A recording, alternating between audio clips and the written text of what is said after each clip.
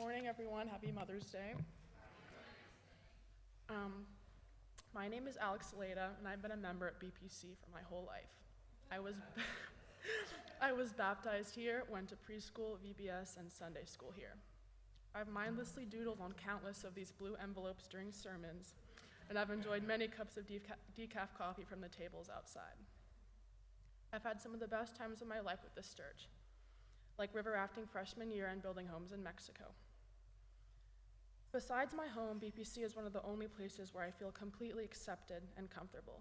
I've grown up here, and I'm so glad that I did. To be frank, I've always dreaded the day where I'd have to deliver this sermon. A while ago, the mere thought of standing at this podium would give me cold sweats. I can clearly remember standing here a few years ago, violently shaking while I recited a 10-second poem, thinking to myself, how am I going to deliver a sermon?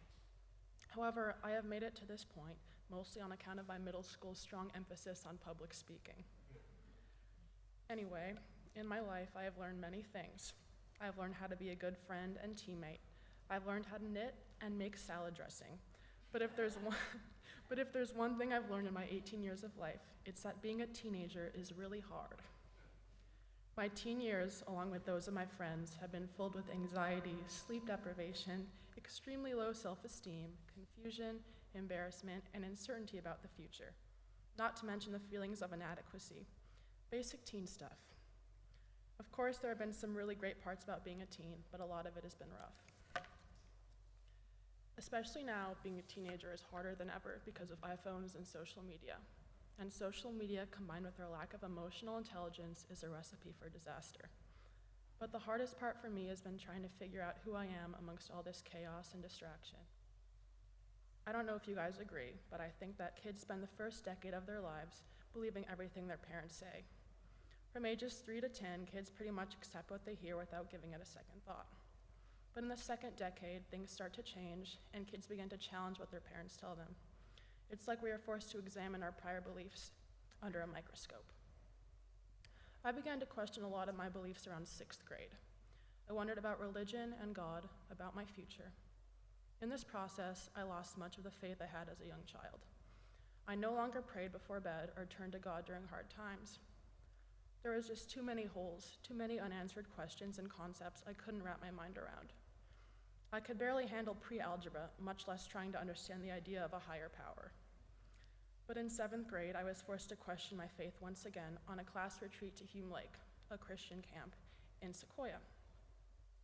The first day of camp, I sat through the sermon confused and frustrated.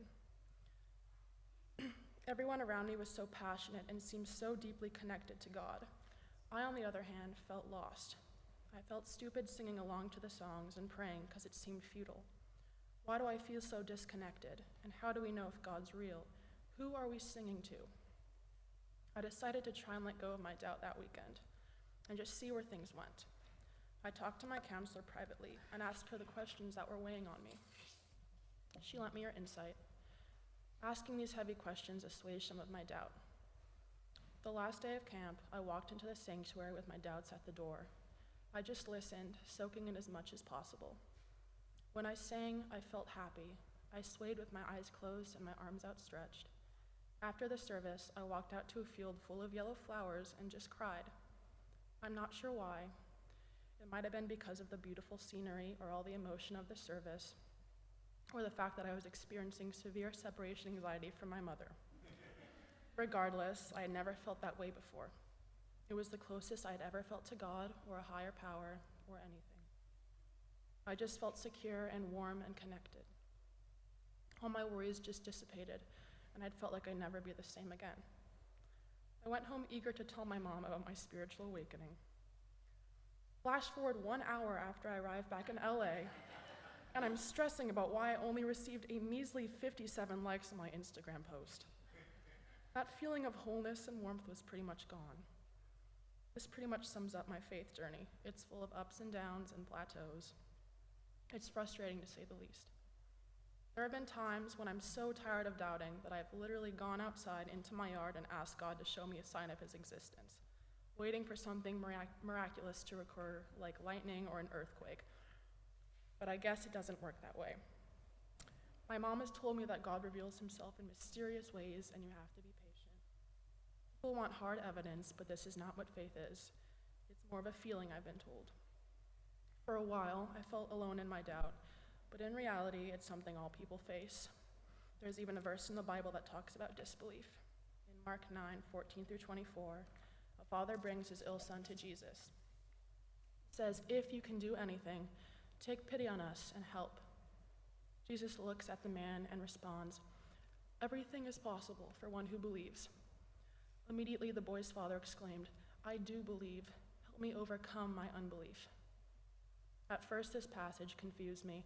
How can someone believe but also not believe? After reading it a couple more times, I think what the father is saying is that he genuinely wanted to believe, he was just struggling to. Maybe he believed with his mind, but not his heart. I feel like this is the issue for many people. No matter how faithful someone may seem, there will always be times of questioning. And that's okay. Maybe doubting isn't a sign of vulnerability or disrespect, but rather the key that leads to enlightenment and deepened faith. One of my favorite quotes by author Addie Zierman is, "Wrestle, rage, blow up the whole thing. This is not how you lose faith, but how you claim it." Although it can be extremely disheartening to doubt aspects of one's faith, I find it helpful to ask for patience and awareness during these times. I pray for patience while I keep exploring my faith, and ask that God reveal himself to me in my daily life. Sometimes just the act of talking to someone who is close to God gives me the encouragement I need. Just being with someone who has that quiet, deeply rooted faith motivates me to keep exploring. I also like to just find time in nature to just be still and sit without distractions of my phone, just be by myself. I cannot say I have found God yet, but I don't think I will ever stop pursuing my search of faith, as some part of me just knows there is something greater. I encourage all of you to remember that doubting is okay. It is not bad or sinful, but a normal part of faith. No matter where you stand in your walk with God, perhaps something you will not see during the storm will be brightly and clearly revealed after it is past. Next year, I will be playing volleyball at the University of Oregon while studying environmental science, and I will continue to seek out God in my daily life. Thank you.